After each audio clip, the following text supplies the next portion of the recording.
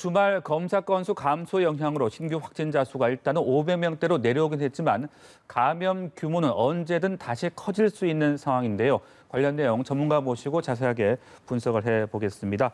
유병욱 순천향대 서울병원 가정의학과 교수 나와 계십니다. 어서 오십시오. 네, 방금 이 기자가 정리를 해준 대로 신규 확진자 수가 564명 발생을 했습니다. 그런데 이게 숫자가 계속 이제 올라갔다 내려갔다 해요. 평일 주중에는 한 700명 정도까지 올라갔다가 또 주말 휴일 직후에는 또 500명 안팎으로 떨어지는 그런 양상이 지금 반복되고 있다. 이렇게 볼 수 있을 것 같은데 어떻게 분석을 하고 계십니까? 우선 지난주에 네. 5월 5일 어린이날이 수요일이었고 휴일이었습니다. 그렇습니다. 그 전후로 해서 검사 건수도 줄고 확진자 숫자가 일부 주는 것처럼 보이면서 재생산 지수라고 하는 것이 1 밑으로 내려오면서 약간의 희망적인 메시지가 있었는데요. 네. 실질적으로 지난 6주간 이 환자의 패턴, 그 동향을 봤을 때 큰 변화는 없습니다. 줄지도 늘지도 않는, 오히려 점차적으로 증가되고 있는 상황인데요. 네. 지금 보면 지난주에 일시적으로 줄었던 이유는 5월 5일 어린이날이 수요일을 앞에 두고 일요일부터 해서 월화 휴일을 하거나 또는 목금 휴일을 해서 휴가를 가신 분들이 꽤 많았어요. 네네. 그러면서 검사를 받기가 어려웠던 점들.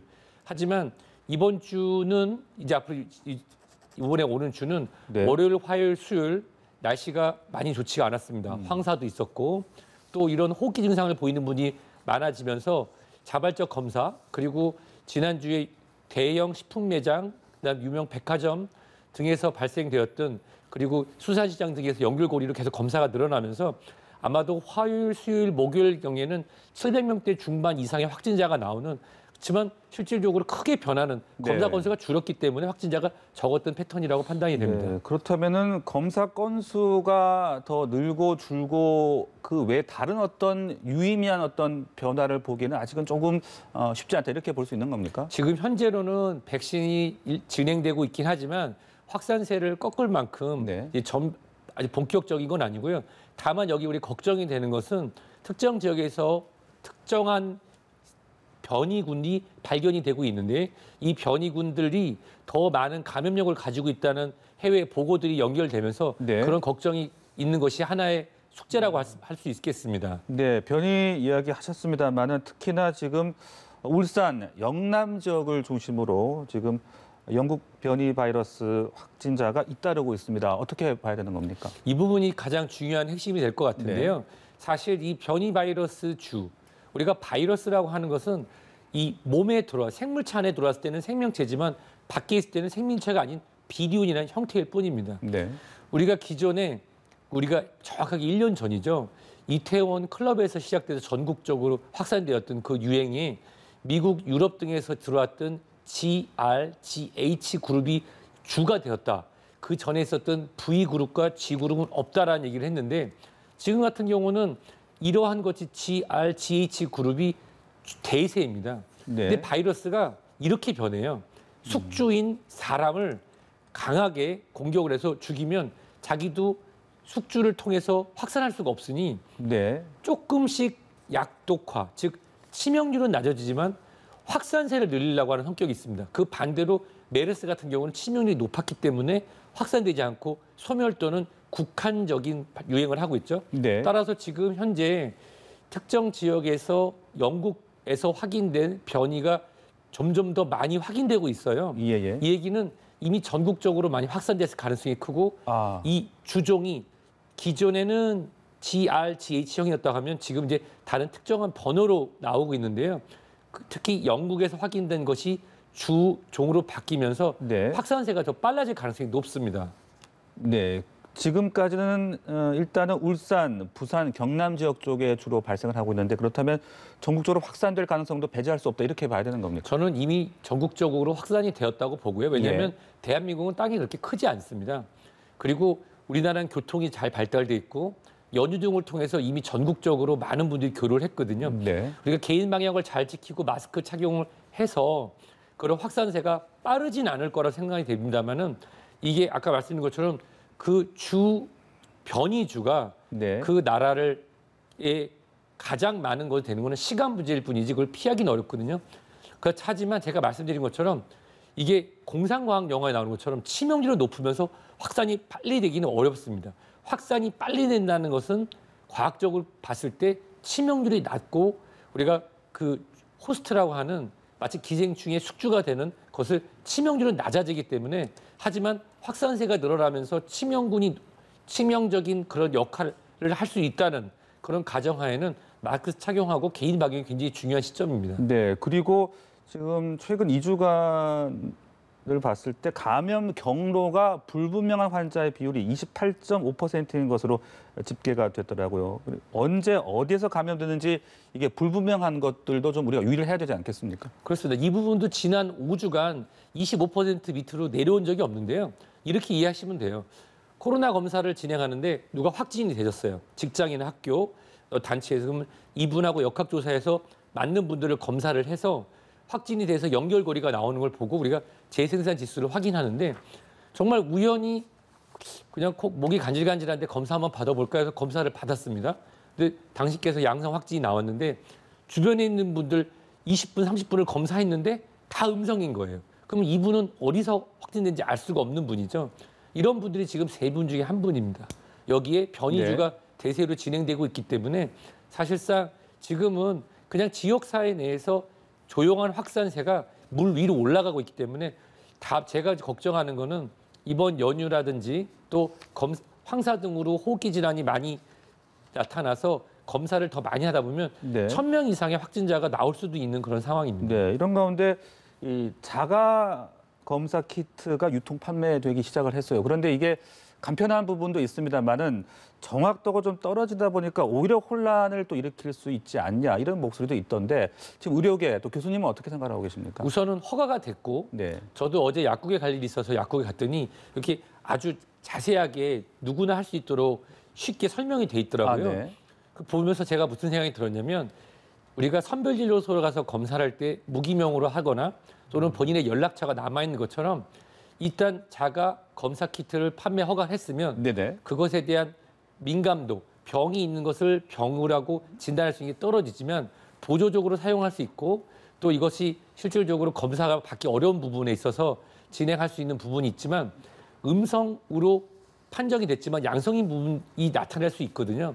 따라서 이미 시행된 것에 대해서 비판을 하거나 금지시키는 것보다는 이런 방안은 어떨까 합니다. 우리나라의 약국도 이 네트워크 시스템이 잘 돼 있으니 자가 검사 키트를 구매하시는 분들은 구매자에 한해서 연락처라든지 본인을 인증할 수 있는 걸 등록을 해서 추적이 가능할 수 있도록 그래서 음성인 분들 중에서 혹시 다른 연결고리가 있으면은 우리가 연락을 드려서 PCR 검사를 받으실 수도 있도록 하는 이런 보완책에 대해서 좀 생각할 시점이라고 판단이 됩니다. 좀 더 이제 보완할 수 있는 그런 방안들을 우리가 좀 꼼꼼하게 챙겨보자 이렇게 이해할 수 있으면 될 것 같고요. 자, 백신 접종 이야기로 좀 넘어가 보겠습니다. 70에서 74세 어르신에 이어서 이제 내일부터는 65세에서 69세에 대한 백신 접종 예약이 진행이 됩니다. 접종 예약을 하는 방법도 간단하게 다시 한번 정리를 좀 해주시고 지금 이게 접종률이 괜찮게 진행이 되고 있는 건지 어떻게 볼 수 있는 겁니까? 또 어제 언론에서 나온 얘기를 보면은 70에서 74세 사이에 예약률이 11%대다 이런 얘기 나옵니다. 근데 진짜로 이 예약이 진행되는 걸 보고 굉장히 모티브 100%에 10%밖에 안 되니 오해하실 수도 있을 텐데요.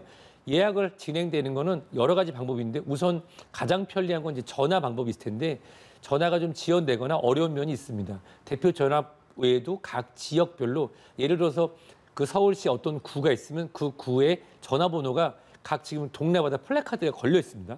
70세에서 74세 어르신 예방접종 예약 받습니다. 그래서 맨 처음이 그 우리가 웹사이트라고 하죠. 들어가서 예약할 수 있는 곳.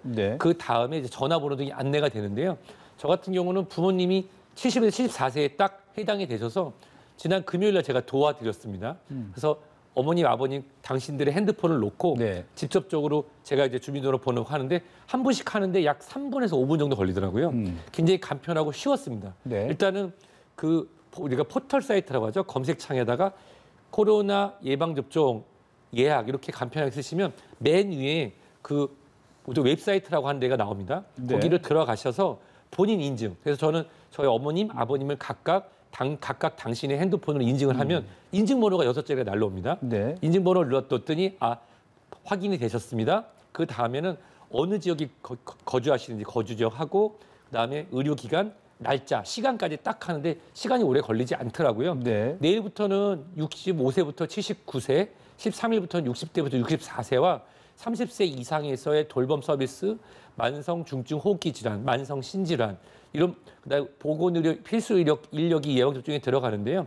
이건 실제로 이 외부로도 쉽게 예약이 가능하니까 네. 일단 예약을 먼저 하시고요. 접종은 5월 말부터 진행되니까 일단 예약부터 진행하시면 좋을 것 같습니다. 네, 알겠습니다. 자, 그런가 하면 이 아스트라제네카 백신에 대해서 이 영국과 독일은 접종 나이를 좀 조정을 했더라고요. 그런데 우리 정부는 아직까지는 그 30세 미만 접종 제한을 유지를 하겠다 이런 방침을 밝혔는데 이게 아스트라제네카 백신과 어떤 그 연령별 그 접종 가능성 어떻게 저희가 분석을 할 수 있는지. 이 내용을 제가 실제로 외신을 들어가서 직접 네. 봤습니다. 봤더니 이 독일의 국영방송 같은 경우는 이렇게 나와 있더라고요.